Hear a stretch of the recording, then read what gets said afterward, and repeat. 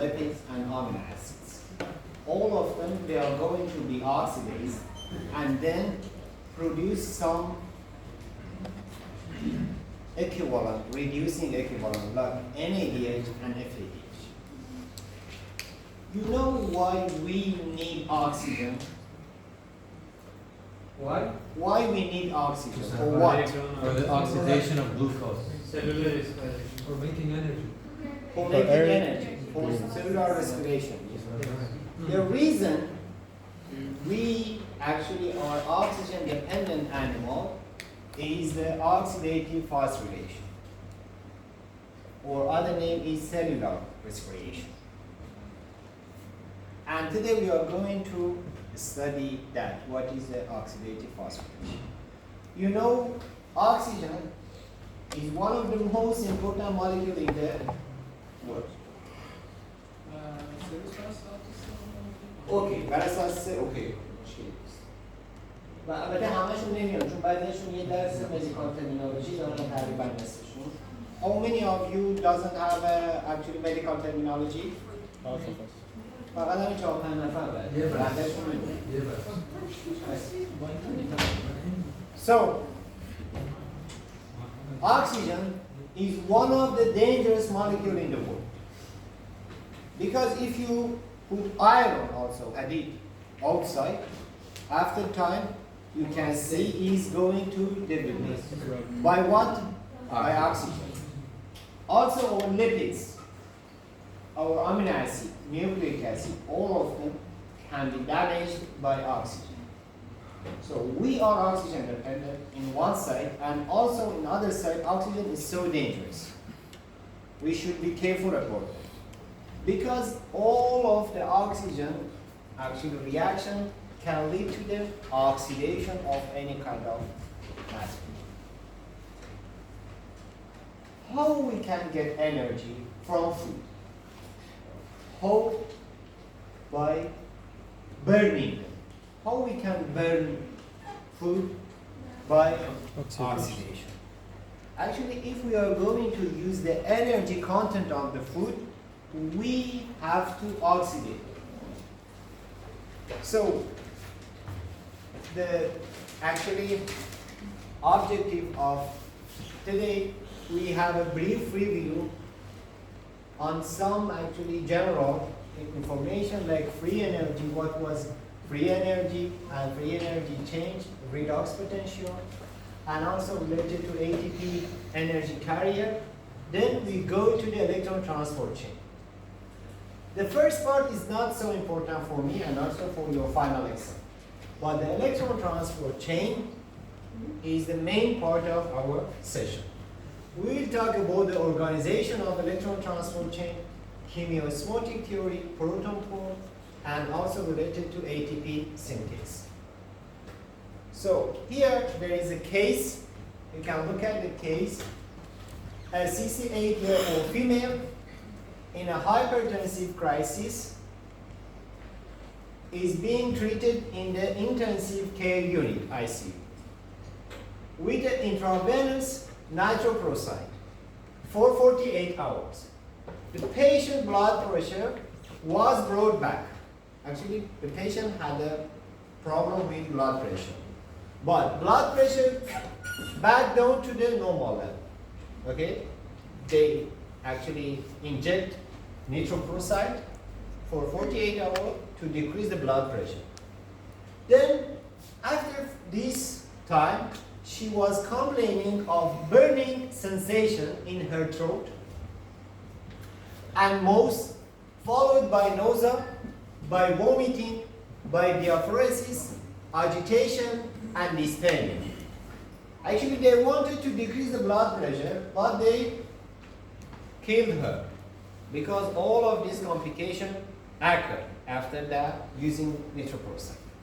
The nurse noticed a sweet almond smell in her breath, and the arterial blood gas revealed a significant metabolite acidosis.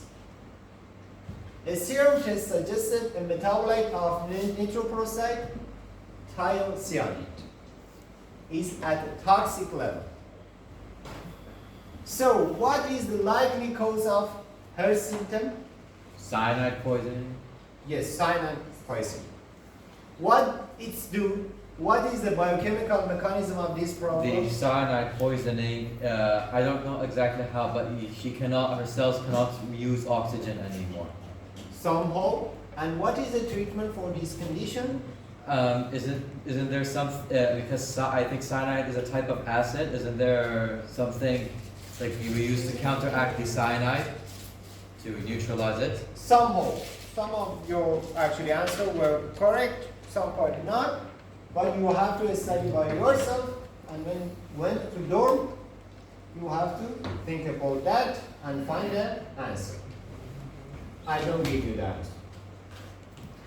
So, we have a 3-stage related to oxidation of food. The first stage is digestion and absorption in GI tract, gastrointestinal tract, which called the primary metabolism. So primary metabolism is related to digestion and absorption of the first step.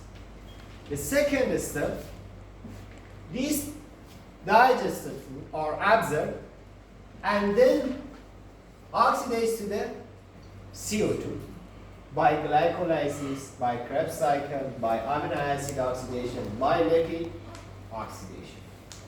And we produce CO2, NADH, and FADH. Some part of ATP.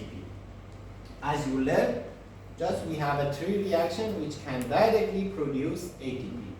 We call them substrate level phosphorylation. Today, we are going to learn them.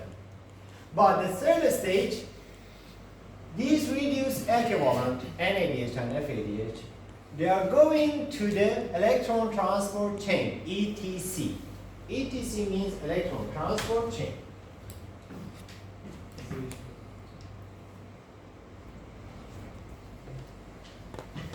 And then tertiary metabolism or internal respiration or cellular respiration lead to the release of energy from NADH and FADH and produce ATP. Here you can see a figure of the primary metabolism, which in intestine, carbohydrate convert to the glucose, lipid convert to the fatty acid, and protein to the amino acid. In the secondary or intermediary metabolism, by TCA and other oxidative pathway, we convert this material, glucose, fatty acid, amino acid, to the CO2, NADH, and FADH. Then they transfer to the ETC, and there we produce energy. This is inside mitochondria. Final. Exactly. So what was the definition of energy? What is energy? No, energy. Overall. Like in physics? Yeah, like physics. It's the ability Ability of part of atoms Ability of work. Potential to do work. Mechanical. the potential of doing the work is known as a energy. So the definition of energy is that capacity to perform a work or potential to breathe. How many kind of energy we have? Many. Two. Many. Many. Two. Kinetic. They are Potential. kinetic and potential. But these, they can actually have a lot of power. So kinetic energy is the energy in the process of doing work. Energy of motion, like heat, light, all others. Potential energy is actually content of matter, like chemical energy of gas or food stuff, or water behind the dam. You know what is the dam? Said. So they are general information and you learn them in high school. That's why I wanted to have a brief review. And related to thermodynamics, we have a 3 rule. They are what? 2 rule of Newton rule. Newton? Yes? Is it that energy cannot be destroyed or created? It can only be converted. Exactly. And then the universe goes to the Higher energy. What? not higher energy. Can we repeat? There are 3 rules. There are 3 rules. Yes, the first one that energy doesn't go away and it can't be made. Yeah. And the other one is that Is it that the universe always tries to go to the normal state? To stable state. an action has a reaction. An No, action that's has the a law of motion. Newton laws. So, We want to change to stable state. you lead to Newton. Newton becomes so happy, has a D scientist in there. The study of energy transformation that occur in the collection of matter is called thermodynamics. So the study of the energy transformation known as a thermodynamics. But when we are studying thermodynamics in a living organism, it's called bioenergetic. Bioenergetic means energy transformation in living organism. A living organisms actually consists of organisms and environment together. So first and second law of thermodynamics, as you can see here. First law, energy cannot be created, destroyed, just convert from one form to another form. And this means that total amount of energy in the universe is constant. So it's the first law. The second law says all energy transformation are inefficient because every reaction results in increased entropy and loss of energy. and the loss of the usable energy as a form of heat. So all of the reaction and the universe goes to the in-ordering or entropy. And the physics scientist says that the end of the universe is because of that. Because it's going to the entropy is increasing, and finally destroy everything. So related to actually a study of energy, we have the whole energy system, which is known as a enthalpy, H, the whole content of energy of a system. So it consists of free energy, or Gibbs, or G. Actually, G comes from the Gibbs, and S from entropy. Okay, together.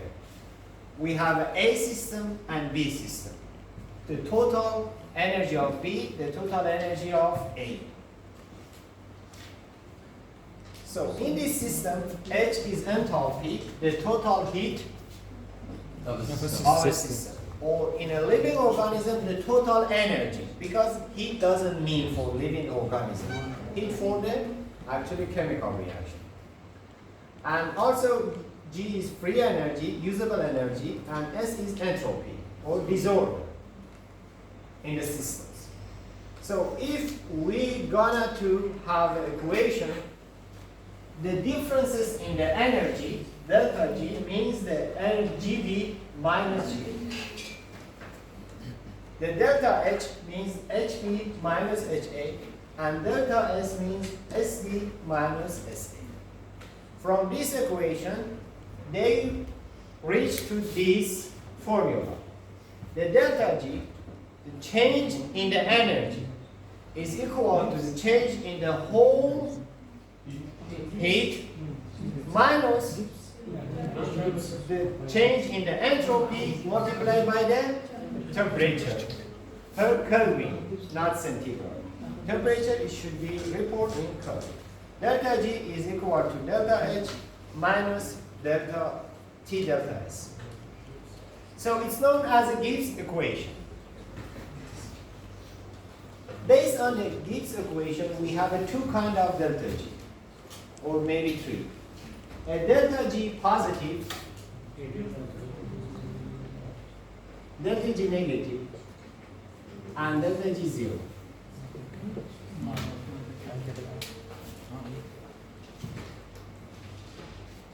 So, delta G positive, what does that mean? It means there's Means the temperature is low. in the B phase there's more energy than the A. Exactly. So it means if you imagine we are in this point, إذا موجب إذا سالب the substrate level of energy is here, A, is going up to this side. The B is here. So what does that mean? It means we need energy or we can produce energy here. If we are going to go from that side to this side, we need energy. So delta G positive, also known as an endergonic reaction. Endergonic reaction, or they need energy. In other words, if our material energy is this side, and then the final material this side is here. Okay.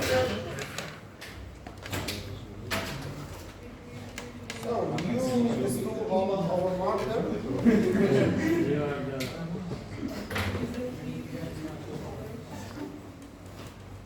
Why you stole that?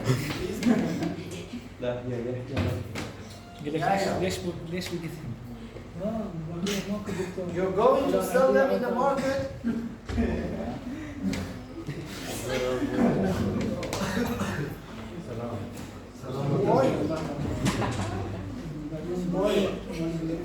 We're student?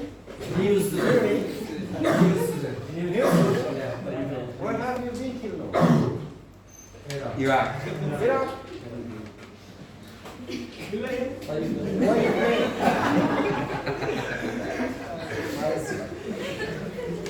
So,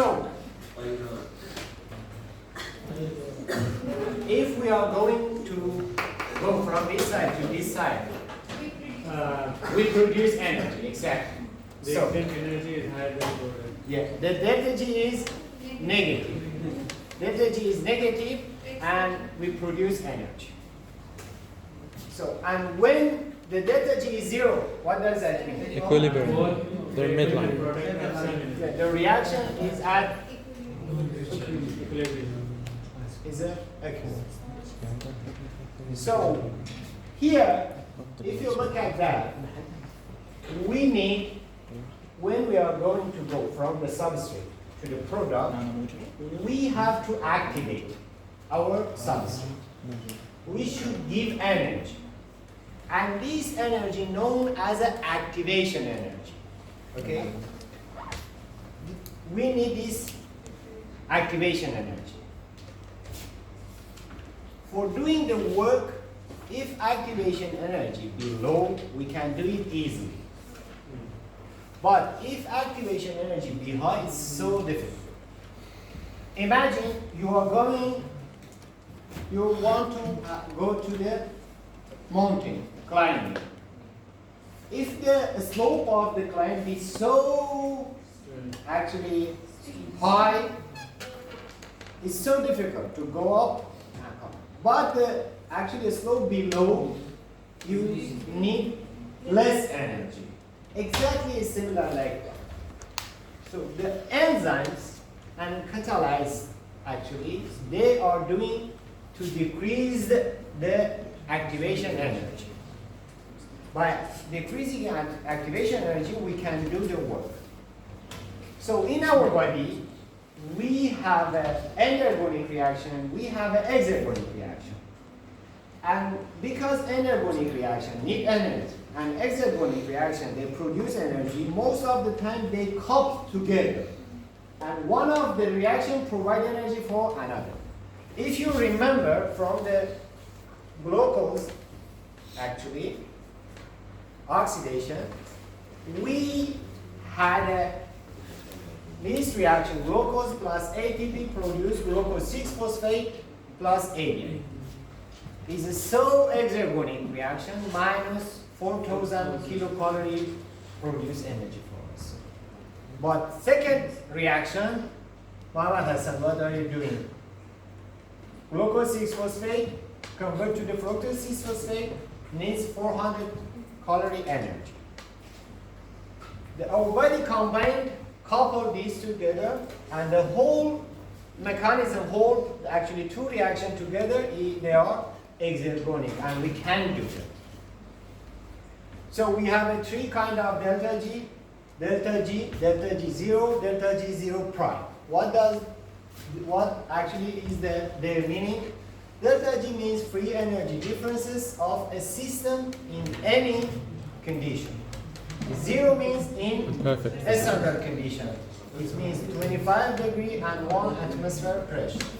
And delta G0 prime, it means in a standard, and also the pH is important because in our body pH is Just so a question, please. Yes? When delta G, for example, is minus 4,000, that means this reaction gives 4,000 Calorie Calories. energy. Yeah. yes, when it's plus 400, it means it takes, it yields 400. Exactly. Okay. When it's minus, it means produce energy. Mm.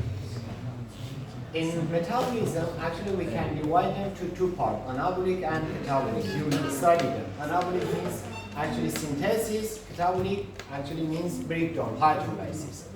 All of the anabolic, they are anaerobic reaction. We need to give energy, we need to give heat.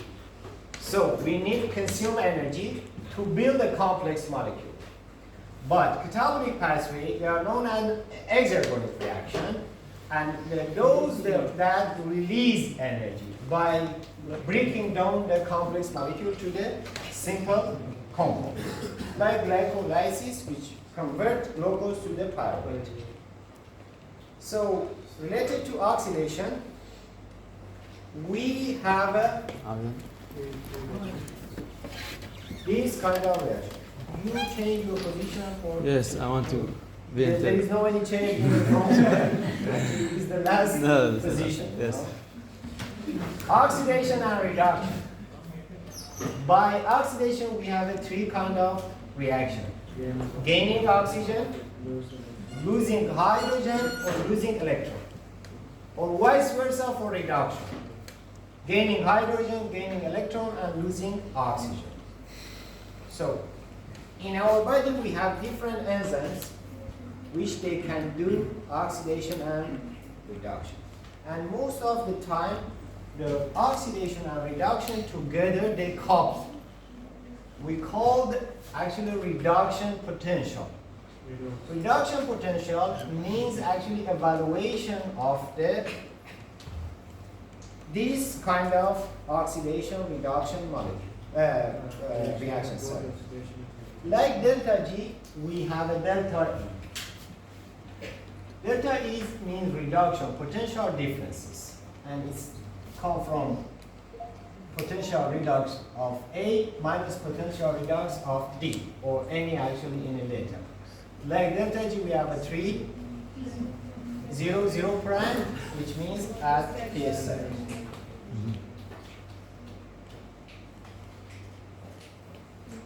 We have this formula for evaluating delta G, which is known as a Nernes formula. You learn in physiology, okay? I don't want to again explain that, but we use this formula to evaluate the potential redox. So here, you can see some oxidant and reductant in our. If some molecule have actually a potential redox be minus, what does that mean? Is it oxidative or reductant? Is it oxidant or reductant? Reductant. So if E be minus is a powerful reductant. For example, minus 32 is more reductant than minus 10, than 10, than 20, and so on. So if it was positive, it means it's a powerful oxidant. So all the time, we are going to the oxidant side, from the reductant to the oxidant. Why I'm saying this? Because we have electron transport chain, and these complexes, they should oxidate molecule. So the ordering of their position is based on their potential, redox potential. So NADH is one of the most powerful reductant in our body. And the delta E is minus 0.32. Acetaldehyde to ethanol is minus 20. Pyruvate to lactate is minus 19. And so on. But you don't need to memorize their number. Just know that when we use oxygen as a powerful oxidant, the redox potential is positive 0.82. So, oxidant can oxidate every compound with less positive voltage. So, oxygen can oxidate all of these materials. And so on. A reductant can reduce every compound with less negative voltage. So NADH can reduce all of them. Okay? Yes. So from the reducing agent, we are going to the oxidant agent. All the oxidative phosphorylation is based on this. You can see some of the actually redox potential of some of the complex of ATC, cytochrome, coenzyme Q, cytochrome C, cytochrome A, and oxygen. And we will study them in the ATC in the next slide again. So here we have one classes of enzyme which is known as oxyreductase. Okay? Oxyreductase, they were the class number 2. It's same to dehydrogenase? Yes. Same. Oxyreductase is Yes. same to. Dehydrogenase is one of the classes. The oxyreductase, they will belong to the which classes of enzyme? Class number? 2, No. 4. 8. Yeah, class number 1. Oxyreductase, Yeah. they are class number 1. Why you forget everything? Transferase, they were class number 2. Yes. Hydrolase, class number 3. Three. Lyase, class number 4. 4. Isomerase, class number 5. Five. Ligase, class number 6. 6. We delete the old information to gain new information for us. So that's the reason. In the oxidoreductase classes, we have different subclasses.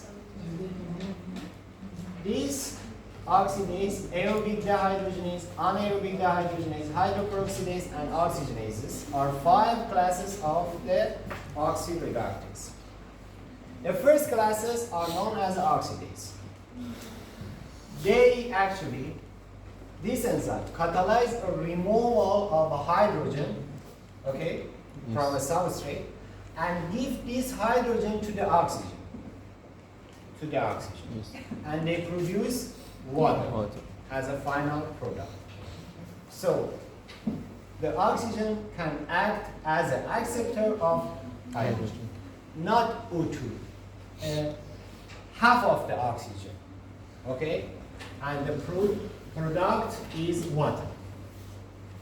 So this group, like cytochrome oxidase, which as the end of the ATC is located, use the oxygen and produce water.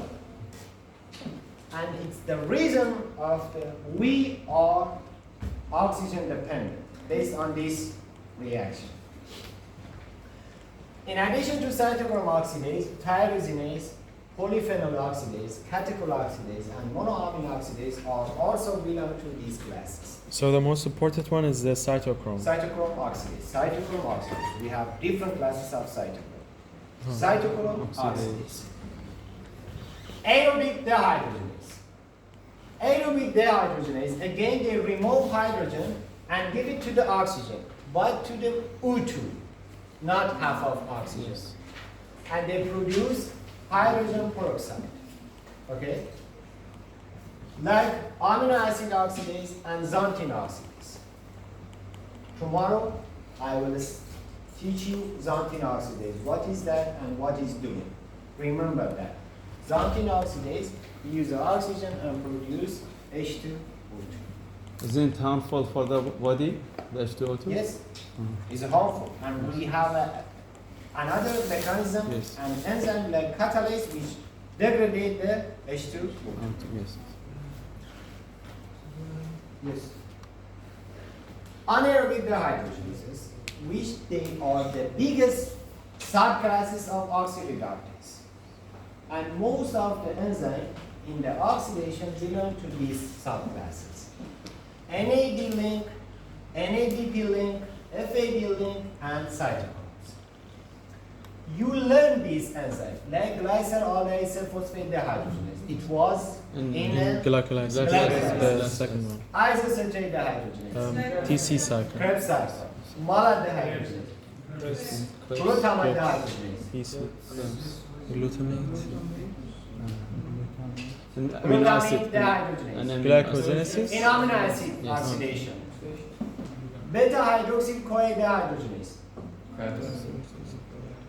beta hydroxy CoA fatty acid oxidation, pyruvate dehydrogenase, between Krebs and glycolysis, and alpha ketoglutarate dehydrogenase. TC, Krebs So cycle. you learn this enzyme and you know. They belong to these classes. And also, NADP link dehydrogenases. Fatty acid synthesis. During the fatty acid synthesis and cholesterol synthesis, we need these classes. And FAD link, one of them was Succinate. succinate dehydrogenase in a Krebs. Krebs cycle. The second was fatty acid CoA dehydrogenase. Fatty Fatty acid. acid. Beta oxidase. And we have a glycerol phosphate dehydrogenase, Glycolysis. which is a shuttle to transport NADH from cytosol to the mitochondria. And a cytochrome, all kind of cytochrome, except cytochrome oxidase. Because cytochrome oxidase belong to the Oxidase. Okay? And the other belong to the base classes. So hydroperoxidase, also they can be divided to two classes, peroxidase and catalase. Catalase actually break down the H2O2 to the water. It's so important in our body. And final group are known as an oxygenase, which actually they put the oxygen molecule in the substrate. The most well-known of them are homogeneous oxidase. It was in a metabolism of tyrosine and phenylalanine. And also tryptophan pyruvase in metabolism of tryptophan. So, it was a review of enzymes which we need them for oxidation. And the most important classes, they were anaerobic dehydrogenases. Here you can see the high energy compound in our body. Can you remember in the glycolysis, in which step we produce ATP? Between 5 and 6. What was the name of it? Dehydrogenase. Step 6. G3P is converted into, I think, G3P is converted into 1,6 bisphosphoglycerate. Could you repeat the question? And the last one, We produce ATP in glycolysis and also in Krebs cycle.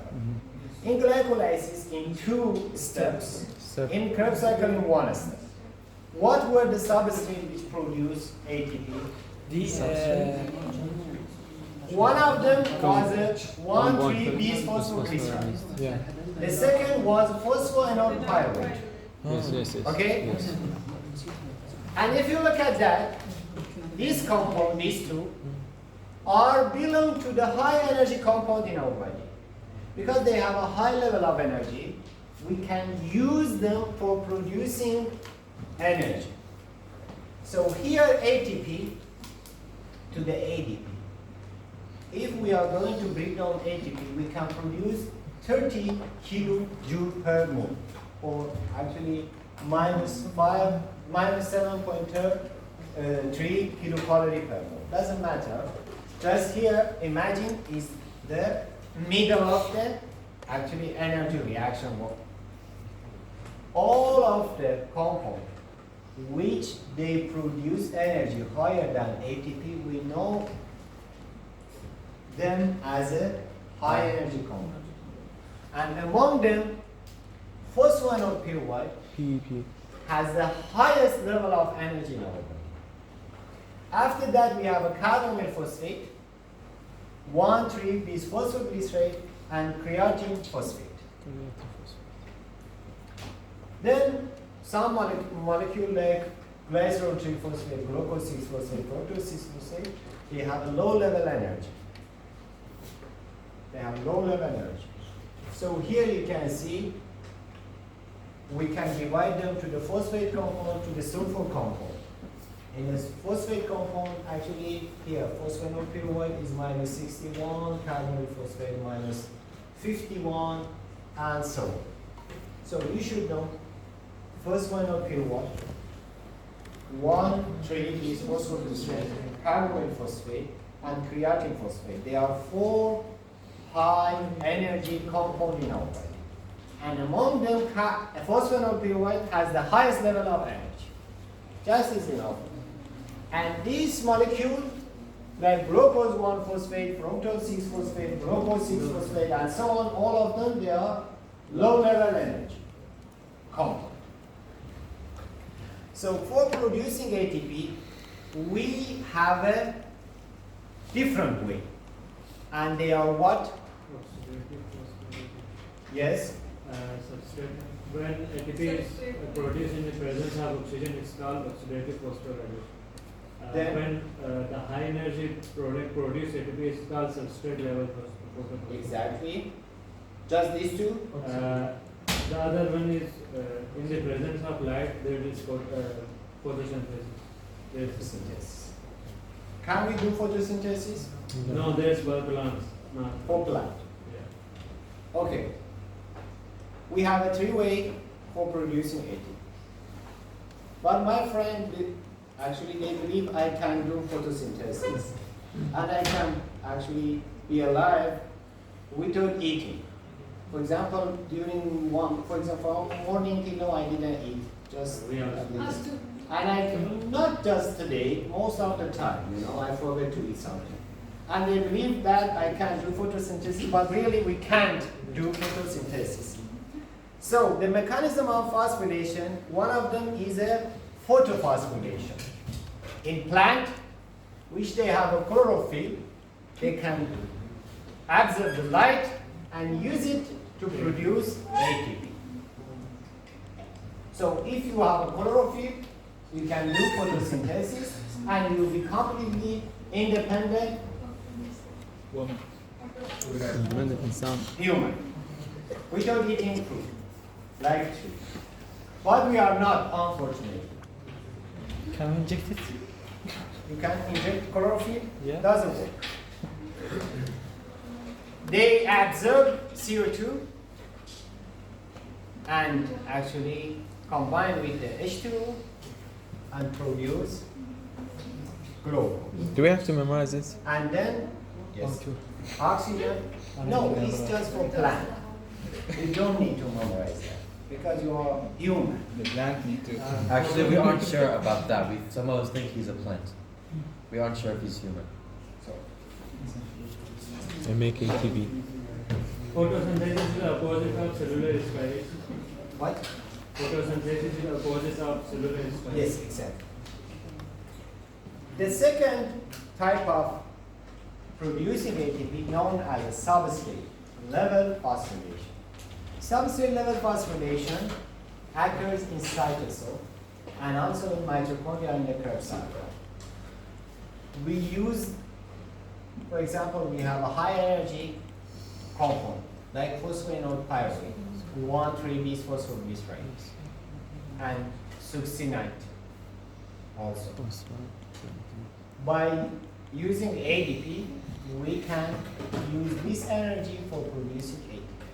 Just we have a 3 reaction which is known as a substrate level phosphorylation. So if we just dependent on the substrate level phosphorylation, from one molecule of glucose, we can produce how many ATP? That kind of From one glucose by substrate level phosphorylation. How many ATP is produced? From glycolysis 32. because we consume two, it's remain two. So Yes, it's remain 2. Yeah. 4. No, four Why remain. 4. Four remain. We get, the You whole can thing? produce 4, but the 2 is net consumed. production is 2. Yes. You came, I have another class. you have another class. I think Sorry you for- came actually wrong Yeah. because there is no. Two. We are going to door right now. You know? We are But going I to have another class empty. empty. Not right Empty now. start at 3.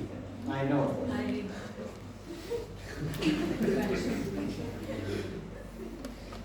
So when you are going to bring an excuse, you should bring an excuse like a practice. It's not an excuse. Sure, it To is. hospital and take a photo in the hospital with the doctor and laughing, and she said, I was sick, I couldn't come.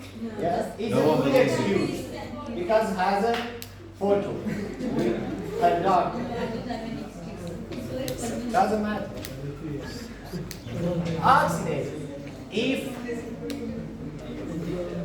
If just actually talk about the RBC, by the actually oxidation of glucose, we can provide 2 molecules of ATP.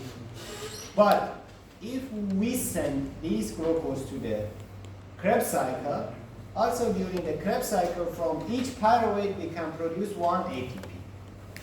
So finalize, and we have a 2 ATP from the Glycolysis. glycolysis, 2 ATP from Krebs cycle, just for ATP.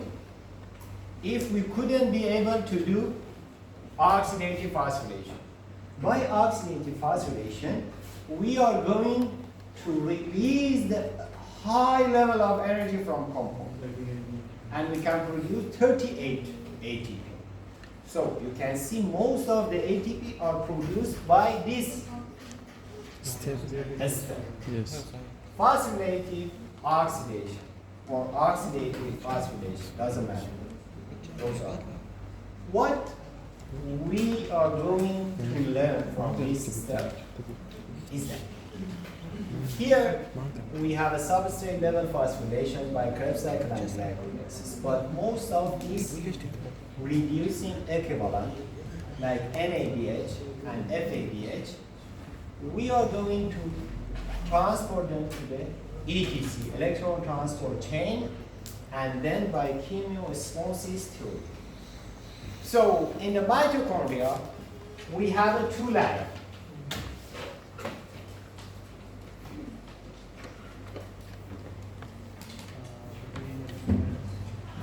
Matrix and between the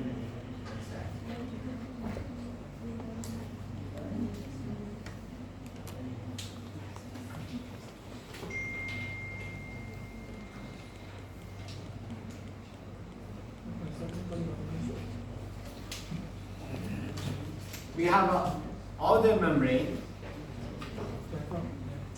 inner membrane,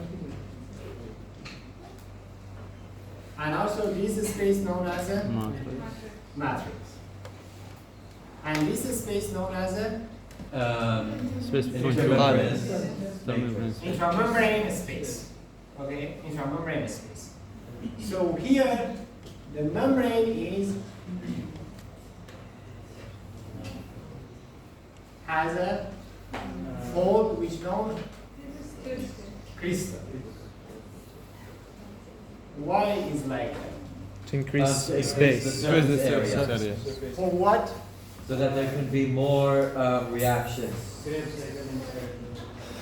Here we have the ETC complex, electron transport chain complexes. Protein.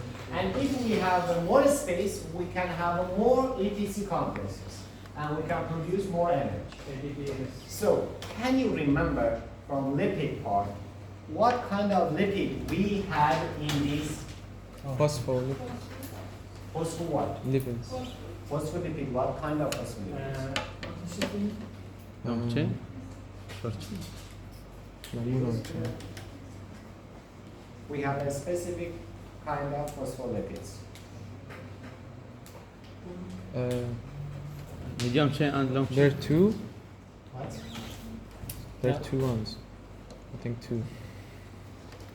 One for the outer layer and one for the inner layer. خجلتنا. أنا بالستورج. The outer membrane, inner membrane. The outer is permeable to a small molecule. The phospholipid name was Cardio.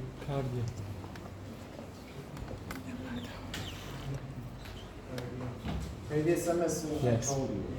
In the next semester, I will talk about mitochondria, phosphorylation, oxidative. And remember that cardiolipin is present In the inner mitochondria. membrane of mitochondria, and it's so important for the stabilizing of ATC complexes. So, we have a crystal which increase the area, and the inner membrane is impermeable to a small molecule. So, electron transport system or complex, ETC, and ATP synthase also are present in these two, in this slide.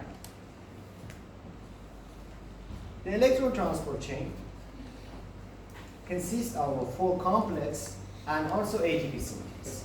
How it's possible to synthesis ATP? I'm going to show you a brief video, like animation. Then after that, we can have a break for 5 minutes. And all of the things that I'm going to explain is based on this animation. Yes.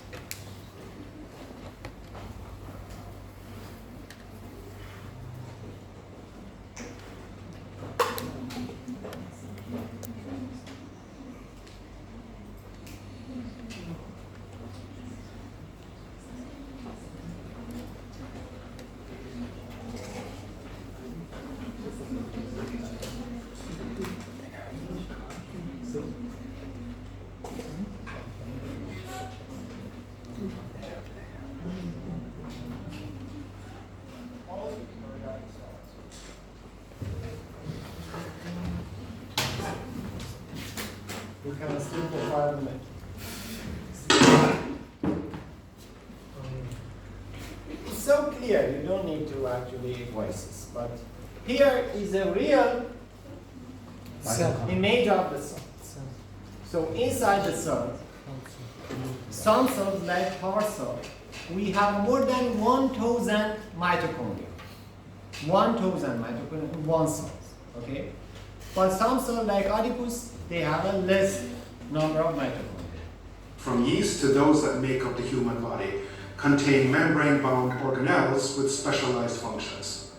Mitochondria are double-membraned organelles that harness most of the energy that cells need to grow and reproduce.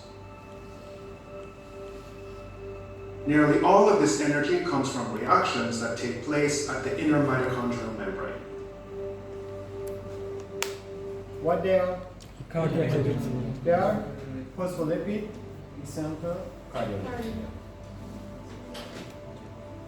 So he's basically saying ETC happens in here. Have what? ETC.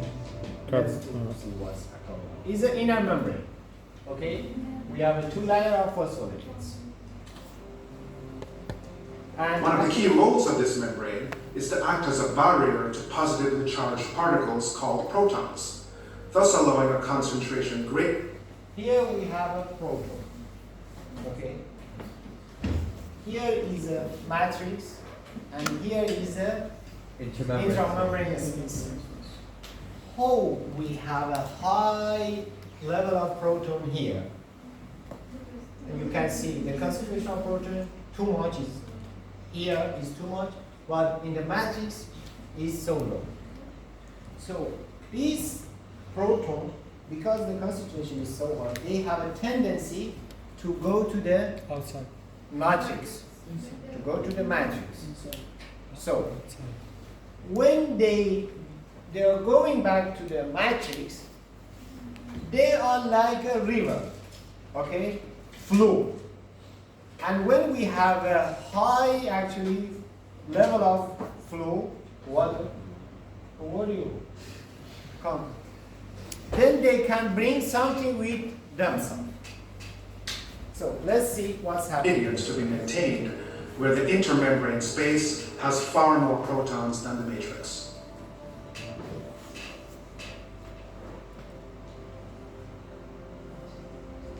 The membrane also contains a large protein complex called the F1-F0 ATP synthase, which uses the proton gradient to drive the synthesis of. So this complex is ATP synthase, or other name is F1-F0 ATP synthase. The other name also is a complex number 5. Okay, we have 4 complexes in the ETC, and ATP synthase also known as a complex number 5. It is a huge complex and consists of a lot of subunits.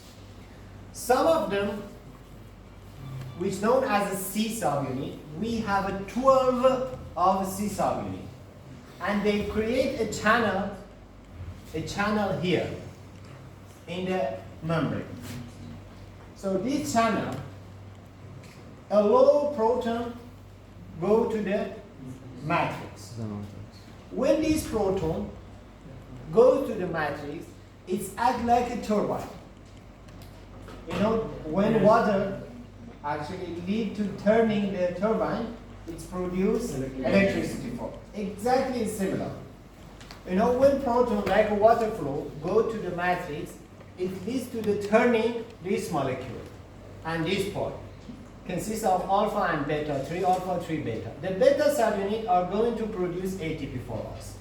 So when proton go to the matrix, this ATP synthase, like a turbine, turning, and during the turning, produce ATP for us. So they turn the C subunit? What? They turn the C subunit? Beta subunit of the F1. This part known as the F0, this part known as the F1. Molecules. These ATP molecules ultimately provide the energy for most of the cell's reactions. Just as man-made power plants produce electrical energy by using the flow of wind, water, or steam to rotate a turbine, the synthase makes ATP by using proton flow from one side of the inner membrane to the other to rotate protein subunits. If there is no proton gradient, synthase subunits stop rotating, and the cell can quickly become starved of energy and die.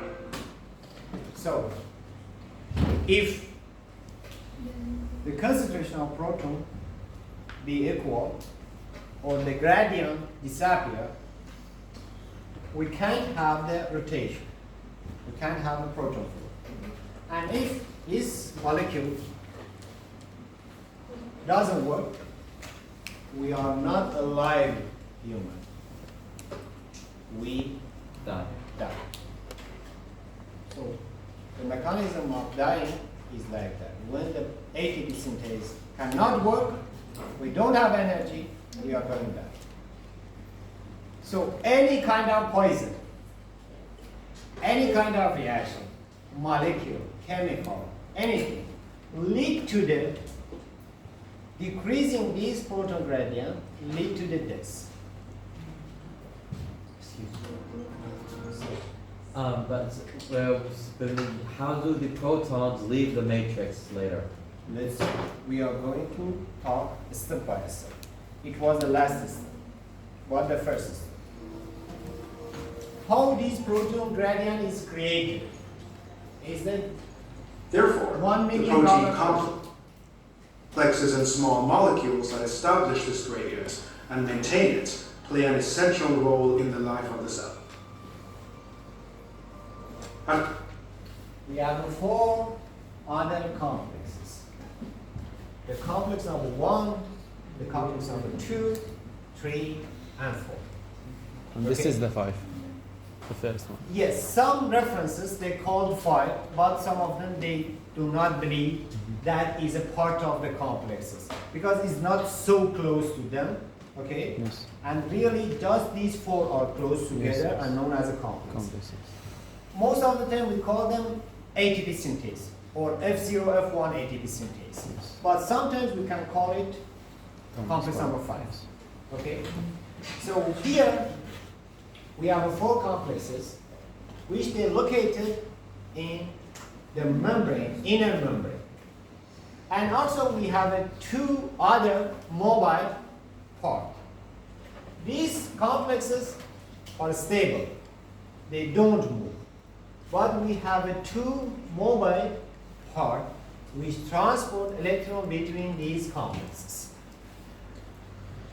All of the 1, 3, and 4, they are actually,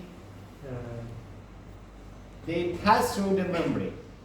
They have some segment, some part in both part of the membrane. We call them transmembrane, okay? They're transmembrane. They pass through the membrane.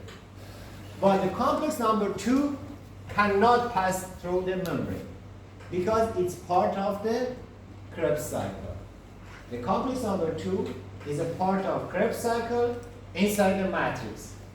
Okay, it's belong to the matrix. It can pass through the membrane. So what's happened? The heart of this system are 4 protein complexes, numbered 1 through 4. Complexes 1, 3, and 4 directly pump protons from the matrix into the intermembrane space. So because 1, 3, and 4 are transmembrane protein, and they can actually they create a channel, and they act like a pump, and they pump proton from the matrix to the intramembrane. Your answer. These 3 complexes are going to pump proton from matrix to the intramembrane space. Don't they need ATP? No. They need another thing. Reducing equivalent. Reducing equivalent, like NADH and FADH. Electron. Complex 2 does not directly pump protons, but it does promote proton pumping in complexes 3 and 4.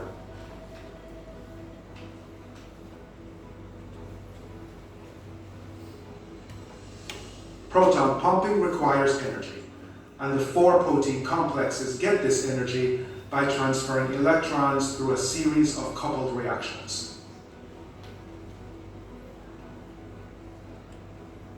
This linked process of electron transport is why the 4 complexes are collectively referred to as the electron transport chain. Let's focus on complex 1. So each complex consists of different subunits. You should memorize their subunit. For example, complex number 1 consists of FMN and actually sulfur and iron actually structure. So, and has a specific name because NADH give its electron to this complex is known as the NADH oxidase. Okay? A byproduct of sugar metabolism called NADH deposits 2 high-energy electrons in complex 1, where they are passed along a chain of redox centers.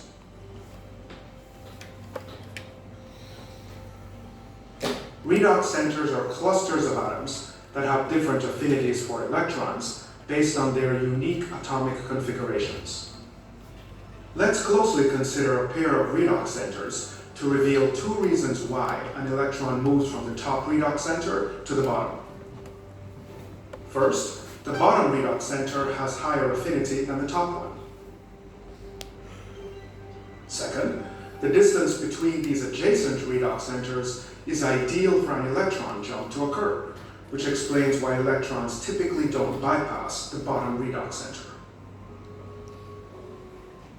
The transfer of electron between these centers are so accurate, and there is no way to escape electron to bypass actually one center. Every actually electron should go from the previous center to the next center. So this transportation of electron provide energy to pump a proton. Okay?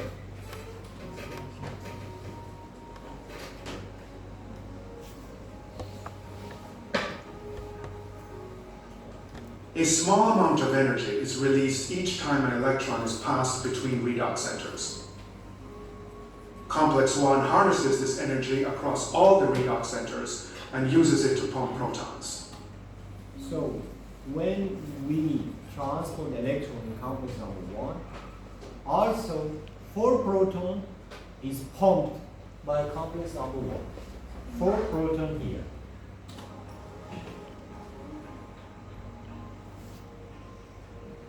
And the electron are going to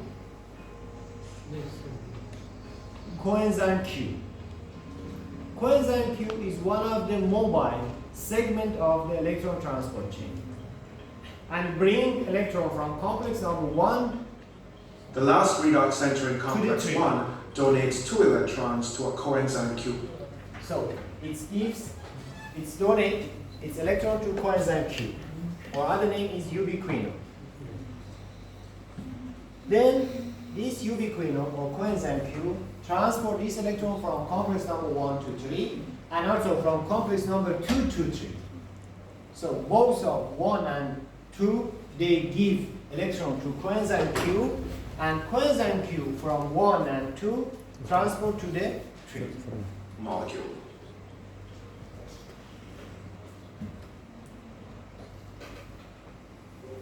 Complex 2 is similar to complex 1 in 2 important ways. First, But high complex energy 2 electrons FADH also is enter complex 2 via a byproduct of sugar metabolism, although here the molecule is FADH2. So complex number 2 receive electron from FADH. Yes. Number 1 from NADH. Does that difference? Is the biggest difference. Yes. But the next difference is that complex number 2 Complex Q. does not pump a proton. Yeah. Okay? Yes. Complex number 2 does not pump a proton. It's pumped but for the other complexes. So just give the electron to the other complexes. Yes. But complex number 1 pump 4 proton. Second, complex 2 also transfers electrons between several redox centers before donating them to coenzyme Q. One major difference, however, is that complex 2 does not use the energy liberated to pump protons. Coenzyme Q molecules from complexes 1 and 2 donate their electrons to complex 3. 3. Yes. Complex 3 receive 1 electron is electron from coenzyme recycled Q. and can re-enter And complex 3 again, later. we have a The redox other center. passes through 2 redox centers before And then reaching give it to cytochrome the C. next segment, which is mobile. Can I repeat? Cytochrome C. So complex number 3 receive electron from coenzyme Q. Yes. Okay? Coenzyme Q bring from 1 and 2 together. Yes. When 3 receive them, again has a redox center, and finally it gives electron to the cytochrome C. Cytochrome C also is a mobile product and transport electron from complex number 3 to the 4. Does this create energy? No, no. This process. No.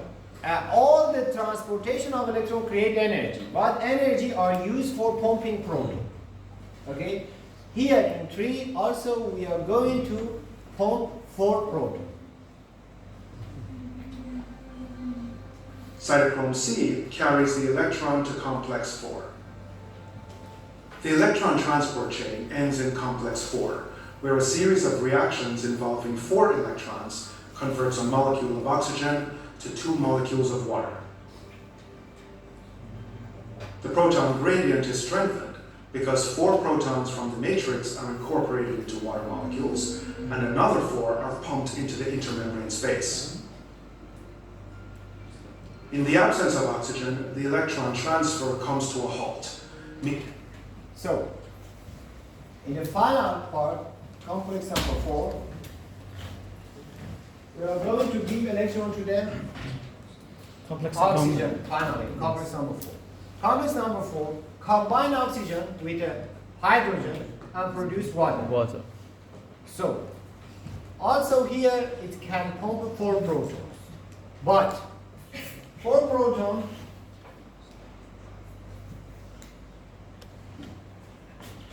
sometimes we believe that 2 of these protons are used for producing water. We should decrease it to 2, not 4. And I will explain both together.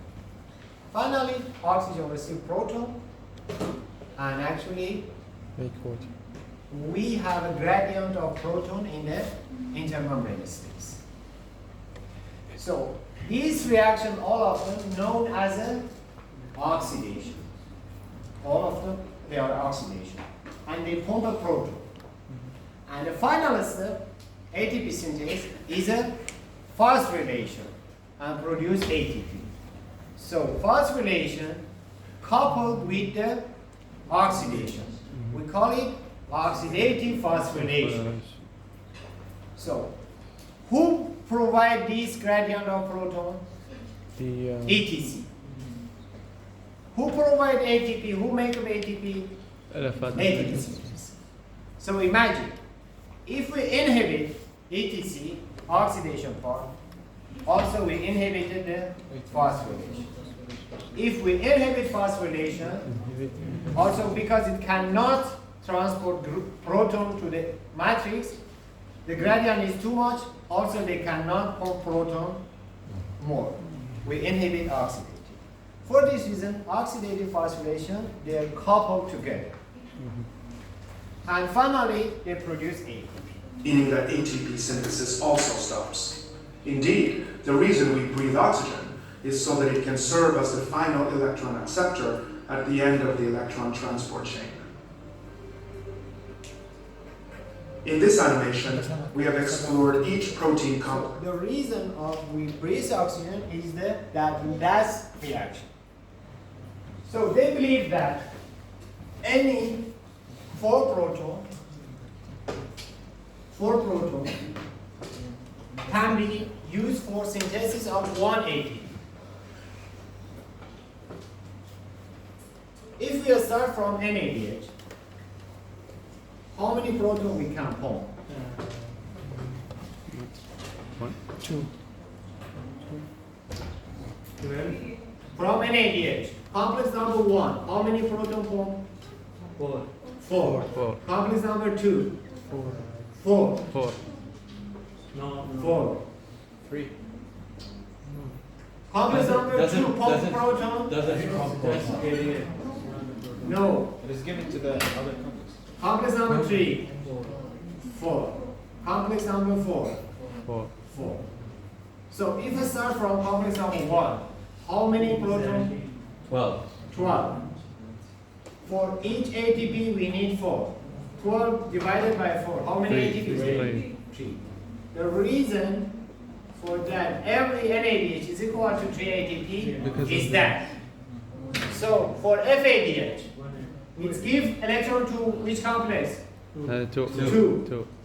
We don't have complex number 1 pumping proton. 12, Just we have a 3 and 4. 4. Together, 8. 8 divided by 4. 2. 2. So FADH is equal to 2 2 ATP. ATP. So I gave you, instead of 3, 2.5 and 1.5 for NADH and FADH. You remember that? Yes. Why? Because I told you, they believe that 2 proton of complex number 4 are used for Water. water. So we have a 2 here. If you imagine 4, 4, 2 is equal to 10. 10 divided by 4 is 2.5. 4, 2, 6. 6 divided by 4, 1.5. 1.5. Is a reason that we estimate for each NADH 3 ATP, for FADH 2 ATP. So 5 minutes rest, then I continue. That's